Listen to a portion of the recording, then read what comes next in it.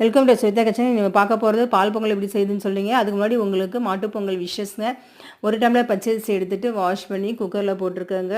ஒரு tumbler பச்சரிசிக்கு 4 tumbler தண்ணி ஊற்றி ஒரு 4 விசில் வர மாதிரி குக்கரை மூடி அடுப்பில் வச்ச வேண்டியதுதாங்க.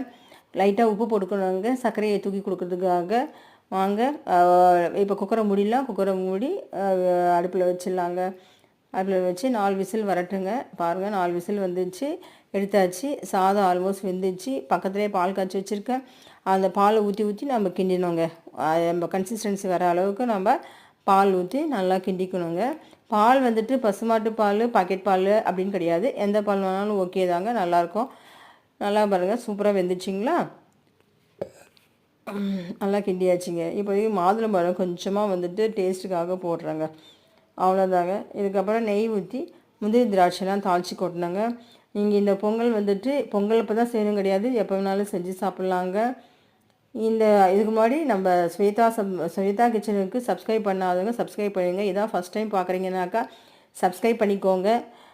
இந்த சூப்பராக இருக்குது பாருங்கள். முந்திரி திராட்சை எல்லாம் தாளித்து கொட்டிடலாங்க.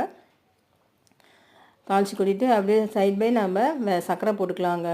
நம்ம ஒரு டம்ளர் அரிசிக்கு சர்க்கரை இனிப்பு கம்மியாக சாப்பிட்றதால ஒரு 4 ஸ்பூன் சர்க்கரை போடுறோங்க.